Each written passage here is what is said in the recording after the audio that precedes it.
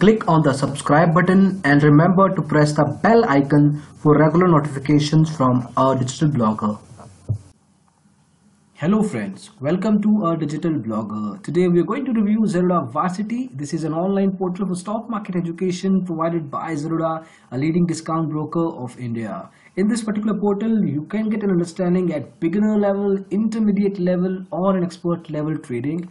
You can get at the same time idea about different strategies, different types of technical jargons and all of that. In this review, we'll talk about different modules it has, positives of it, negatives of it, and a lot of other things that can help you to figure out whether you should go ahead and use Zerodha Varsity for your education or not. Let's get started.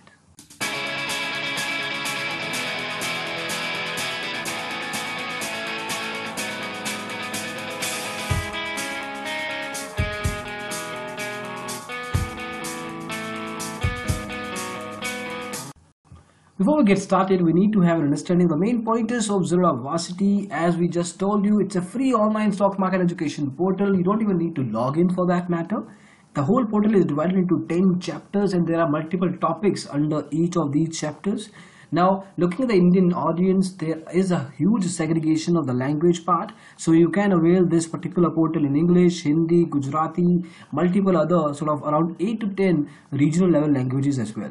It is suitable for you irrespective of the phase of trading you are in, whether you are putting your feet into the stock market space for the first time, you've been around for a while, or even if you're an expert level trader, you still have something to learn from this portal here. Talk about different modules now. As we just mentioned that there are at least 10 different chapters talking about 10 different topics, and within that there are multiple sort of modules there. Now first up, there is something related to introduction to stock market. So the beginner level trader and investor should start right from the top.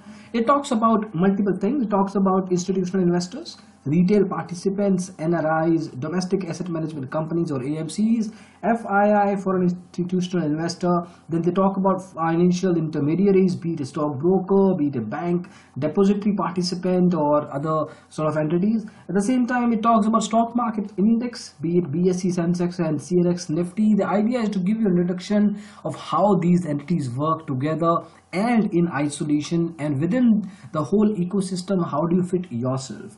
Then there is second module that talks about technical analysis right at the start. Now technical analysis might look like a difficult sort of a topic for you. It is actually, but at the onset, once you get the groove of it, once you get to start the feeling of it, you will obviously be much more expert into performing your technical analysis and then placing your trades accordingly. Now in this module, it talks about different things. It talks about trades, return per trade and holding period and risk. Then they're talking about asset types or chart types. Within chart type, there is a line chart or a bar chart or a candlestick chart. There are multiple sort of patterns there. It also talks about support and resistance. They talk.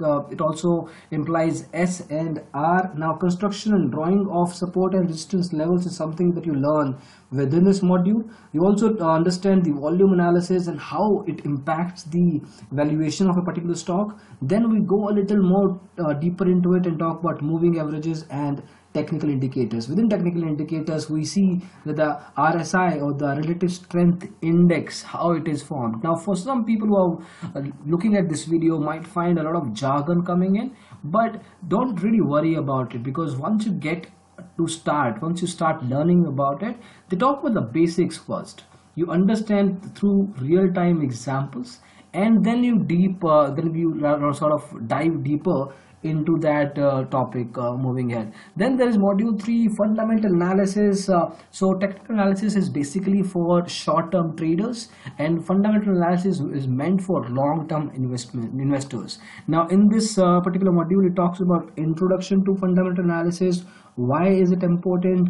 What are the different tools that you need to perform fundamental analysis on your own? How do you look at annual report? What are the parameters you should be checking out? How a P&L or a profit and loss statement can be understood? What is the top line of the statement? What are the expense details, profit after tax or net profit? Then there is balance sheet. You see the shareholders funds, liability, assets, non-current, current liabilities, and things like that. And then financial ratios, profitability ratios are there. There are leverage ratios. Then there is valuation, operating. So there is a lot of jargon that you will learn about fundamental analysis. And then at the same time, you'll also be getting some real-time examples of how these jargons actually work in a practical sort of level. Then the topic, or rather the module completes with the topic of equity research. It basically talks about how do you understand a business model, what's the debt level, what's the gross profit margin, how do you calculate earning per share EPS, and how do you look at the profit growth over a period of time. So multiple things about business you understand in this module. Then from module 4, we go a bit more deep into the whole trading space. We talk about futures trading, futures contract, how do you use leverage exposure, how do you calculate margin, how do you calculate span, how do you calculate the expiry period, you understand spread. So there are a lot of sort of technical terms I'm using, but I'm again letting you know that right now it might look like a jargon to you, sort of foreign language maybe, but once you get into it, make sure, I'm pretty sure rather, that you will be much more accustomed towards using these terms yourself. Then there is module 5, it talks about options theory. We are talking about derivative trading. Since we talked about futures, then now we're talking about options. Now within options we talk about call options, which is basically an agreement between a buyer and a seller. Then we calculate the intrinsic value of call option, how does the buyer pays off. Then similarly at the intrinsic level of put option, the profit and loss statement behavior of the put option within the whole ecosystem there. And then finally we talk about the volatility calculation here. Now again, as long as you're moving into module 5, 6 and up to 10, obviously you're going to be getting much more complicated in terms of understanding these aspects, and I'll suggest you to be very slow, understand module 1, 2, 3 slowly, and then move ahead and talk about the rest of the modules. Don't try to finish all of them in one go. Keep a target, maybe let's say 3 months or 2 months, but don't think that I'm going to complete the whole 10 modules within 10-15 days. That's not going to happen. But I mean, even if you do that, you will probably be forgetting a lot of things, a lot of concepts in a quick period. Then there is module 6, where talk about the much more advanced level option strategies. Now within option strategies, we talk about bull call spread, bull put spread, then bear call ladder. So I'm assuming that you know about bull and bear. At the same time, we talk about the long and short straddle. You calculate put call ratio, or PCR, what they call it.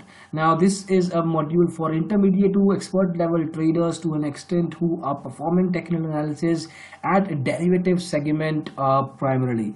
Then there is module 7. This can be used by any sort of a trader, be it a beginner level or an intermediate or an expert level. Now how does the tax apply on different kinds of trades and profits you calculate from your trading. Now basics of taxation for long-term investors, which is different, very different from the taxation for the short-term traders.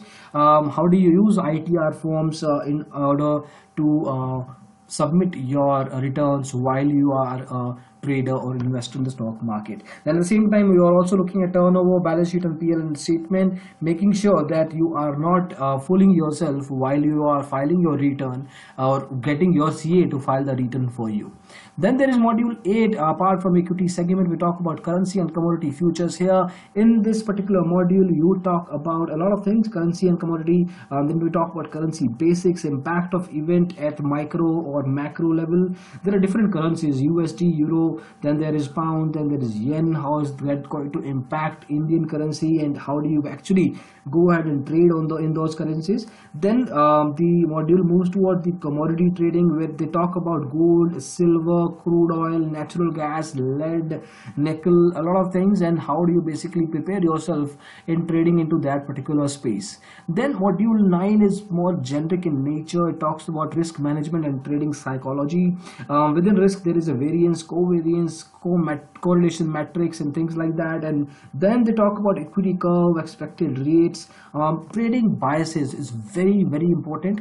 It can be of a different sort of types. It could be a subjective bias, it could be a correlative bias. There are at least 6 to 7 types of biases that the trader goes through without realizing that that person is being biased towards a particular industry, towards a particular stock, or their own holdings for that matter. So it's good that you go through this particular module, even if you skip module 5 to module 8 for that matter, if you don't want to get into the intermediate or expert level shoes yet. But module 8, 9 are much more generic. Even module 10 is generic in that nature, and you should certainly be going ahead and use them for your learning. Then the overall portal ends with module 10 that talks about trading systems. How do you expect and what do you expect from trading systems in terms of terminal based solutions? How do you use them in terms of mobile apps? At the same time, they talk about pair trading, spreads, momentum strategy, and then they also finally talk about some jargons about trading pairs, tracking pairs rather.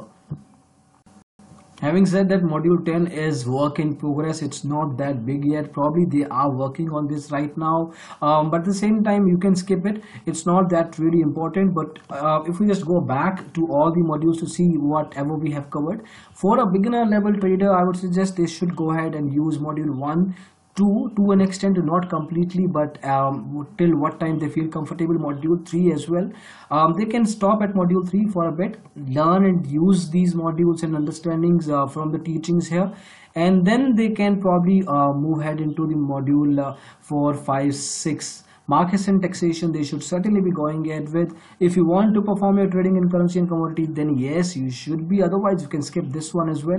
Module 9 is also pretty important. So 5 modules out of 10, 1 to 3 and 8 and 7 and 9 are pretty good for a beginner level trader. Intermediate and expert level traders can pick and choose. They can skip 1, 2 and 3, and they can rather they can skip 1.